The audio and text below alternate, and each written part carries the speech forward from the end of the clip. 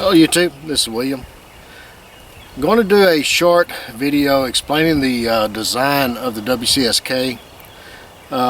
There on my channel, my YouTube channel, if you go to my homepage, there is a playlist on this knife that is right at 60 videos at this point. It goes through the R&D phase and it explains the design, and it's very drawn out if you want to get into depth on this. This video is to be a very short video, and to maybe get those interested that don't want to go through the entire playlist. But anyway, I'm going to demonstrate this knife at different areas and insert video at different areas to explain why this knife was designed, how it was designed from the pommel to the tip. So let me reposition the camera and we'll get started. Okay, when I first designed the knife, I wanted to design the knife around 4 pillows. The name of it is William Collins Survival Knife, but this also stands for the 4 pillows that it was designed around, which was woods, combat, survival, and kitchen. And I'll explain all this as I go through the different designs and attributes of this knife. But those are the 4 pillars that I want to encompass, and I wanted to make sure that this knife was able to do those tasks. So of course it's got the hidden lanyard, which allows you to place your pinky in there, and you get this effect here, which actually allows you to chop through brush and clear trail. And also, if you want to use this knife as a craft hatchet to craft things, then it just allows you to do that very well in just a little of no time. You could have tent stakes or whatever you need to do with using that speed of this grip here. Also has an extended tang here for if you wanted to hammer it into some wood or something to stand on or something, as is shown here in this insert, or if you wanted to use it for place in here and do feathers. Maybe you're injured and you can't hold the knife very well, so you have to stick it into something so you can do some feathers like so. There's many different reasons why you want to nail it into a block of wood or something. So anyway, the pommel is there just to protect the handle, keep you from beating on your handle. The next grip is your standard grip, which allows you to just hold the knife as you would any knife, and for all your tasks. The forward grip, which actually changes the balance of the knife, that is right there, is the balance of this knife. So when you grip it at that point with your finger, then it actually feels like a very short 4-inch bushcraft knife at that point. And it doesn't fatigue your arm. It's not blade heavy, it's not handle heavy. You're not continually trying to compensate for the weight of the knife. It's balanced so you don't feel the weight. This portion here, I think the best attribute of a kukri is that sweep. And the reason for that is when you're cutting, all the material is held up against that sweep there. So instead of it trying to slide off like most normal blades, all your material is held up against that sweet spot, and it just cuts the material instead of trying to get it to peel off. It cuts it before the blade can slip off. So either doing the draw knife or doing the straight cuts for your feathers, and this is just some old dried probably pin oak. See, it just holds the material right there so that you can it'll cut instead of trying to slide off. That's the reason of that sweep right there. Now all of my angles on my knives are 11.5 degree angles. So that means that this angle is very steep. So you can get some very fine, you can lay the blade down instead of the standard 22.5 where you have to pick the blade up, and it wants to, see, that's about a 22.5, and you see the angle of that knife, it just wants to dig in. You don't have much control of the thickness of your feathers. That's the reason a lot of people say they don't like a full flat or a saber when they're trying to do feathers, is because you don't have much control because it has the wrong angle of the grind. That's the reason they prefer to have a Scandi, because they can lay the Scandi down a little bit better, because the Scandi is, guess what, 11.5 degree angle. Okay, so basically this is a Scandi edge all the way through a saber. So, but in order to do that, of course, you have to have some superior heat treat, which I heat treat all of my blades in shop myself, and also cryo treat all of my blades in shop myself. And when I say cryo treat, I mean cryo treat. I'm not using dry ice. I'm using nitrogen, liquid nitrogen. So it's -300. All right. Okay. So the next part, what is better to splitting or to chopping than 2 edges, which this is 2 edges. What about 4 edges? So that's what this point is for. So you're cutting this direction and also this direction. So when you chop, you can see how deep that went with that, just that little old bitty tap, as compared to a straight edge. When you're hitting it with a straight edge, this portion here, same hit, you get about half the penetration as you do with the point. So when you're chopping down anything, it just makes mincemeat of it in a very short time. As is demonstrated with me chopping down this tree in this insert here. So that is the reason for this point. That's your chopping sweet spot right there. And now the next portion of this blade is your kitchen. I didn't forget about your kitchen. So if you're chopping your vegetables, this is actually a chef's knife angle, and I apologize for the shadows. Doesn't matter where I get here, I'm gonna have shadows.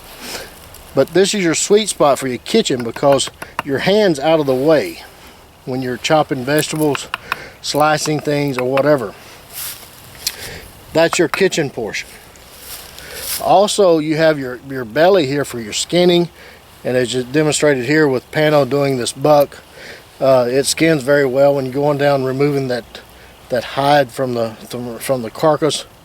Also, this tanto, when you're coming up the legs or belly cuts, that tanto right there provides almost a 90-degree angle to cut, instead of a slanted cut to where the hide tends to roll over the belly. With this way, it's a continuous cut. So again, as demonstrated here by Pano when he went up the legs of this deer. The tip is faceted, so that means it's thickened from this portion as far as we can to the tip, so that it has strength. It does your fireboards.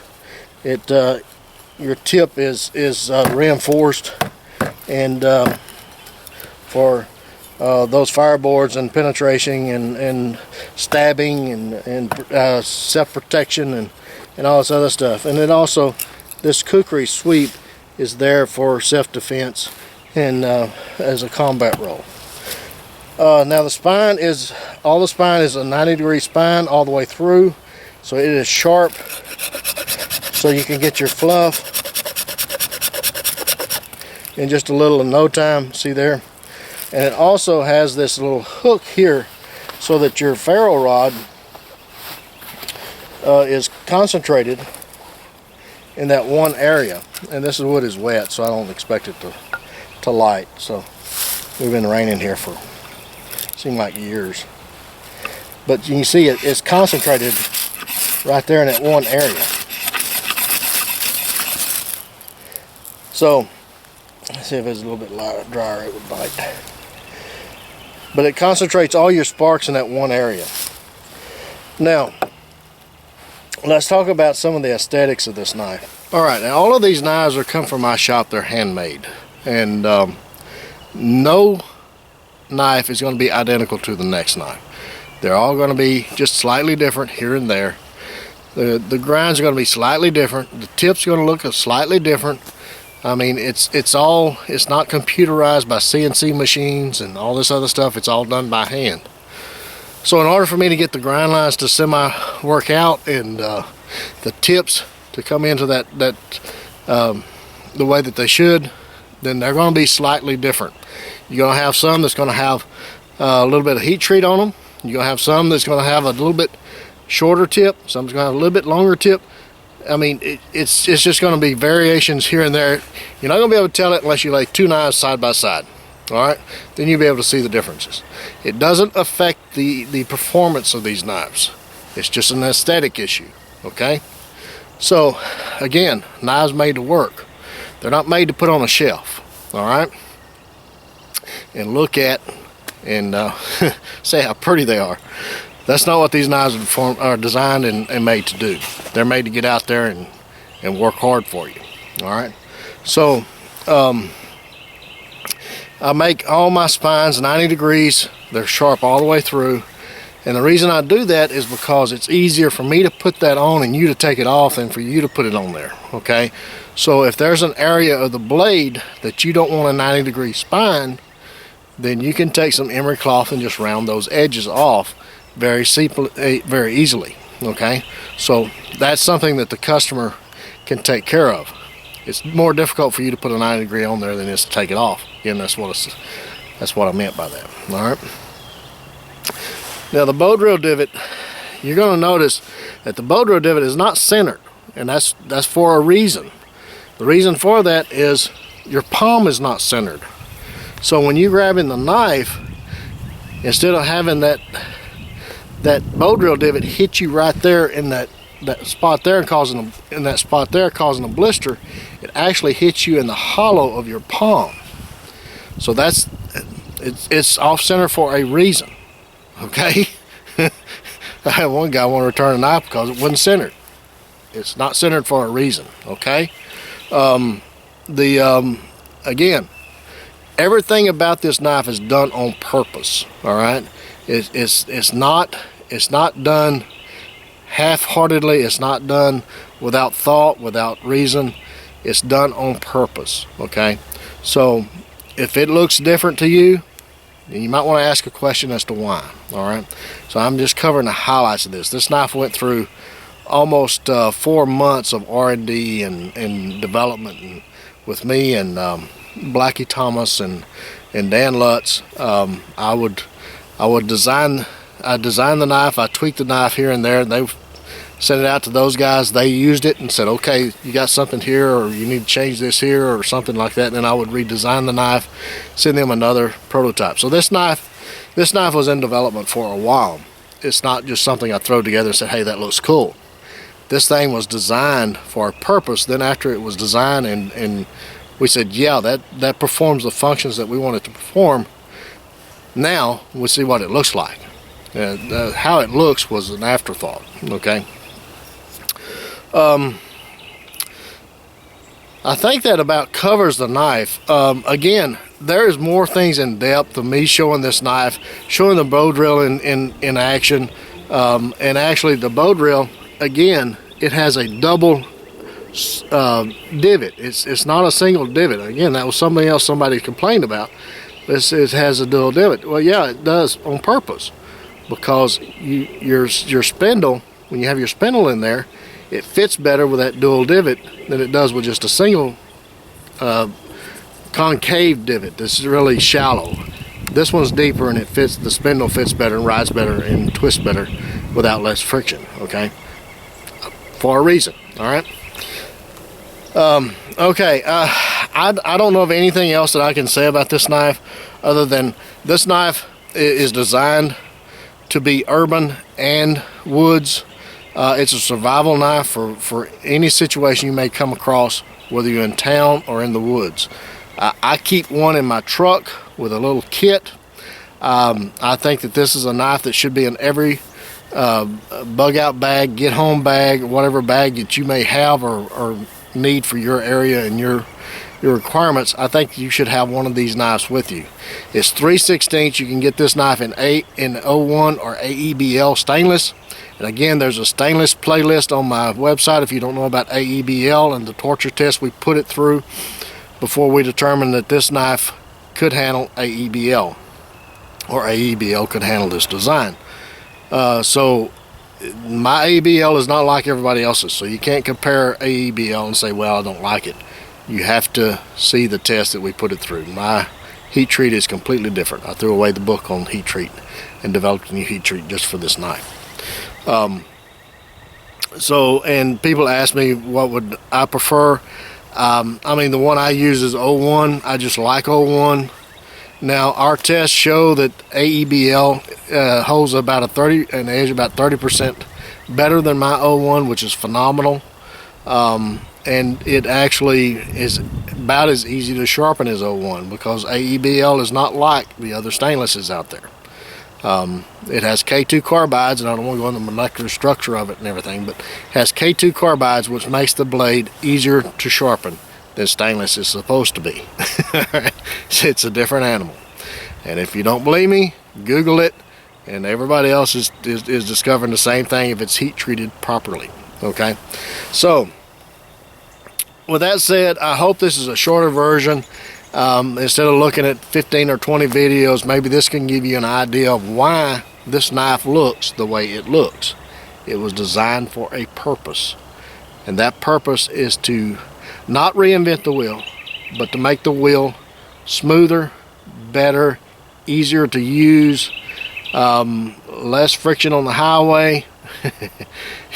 It just makes a survival task that much more easier. That's what this knife was designed to do. Okay, thanks for watching. Get in the backyard, whittle on a stick. Be sure to take a child with you, get the opportunity. Check out the other videos on this knife. It is a phenomenal knife. It is the most versatile knife I've ever used in my 40 years of using knives, and I've used a bunch of them. At one time I had over 600 knives in the collection, and I used them. So when I say that this is the most versatile knife I've ever used, that's saying a lot. Every time I use it, I'm just blown away at how many different things it excels at with all these different curves and everything. And it is one angle, folks. There's another thing. People want to, oh, you can't sharpen it. It's one angle. So if you can sharpen any knife with curves, you can sharpen this knife. It's just you lay it on the, and there's a sharpening video on the playlist, okay? Just lay it on the stone and follow it all the way through. It's just one angle all the way through, all right? It just looks different because of the primary grind is different, which you never have to mess with that. I mess with that. You don't have to mess with the primary grind. Secondary grind, which is the one you sharpen, is the same angle, all right? Okay, I was going to try to do a short video. I don't know if you can on this knife. This knife is just, there's so many things to cover on this knife that it's just difficult to do a short video. But anyway, like I said, get in the backyard, whittle on a stick, take a child with you, get the opportunity, and be sure and take plenty of band-aids and lots of knives. Catch you again soon.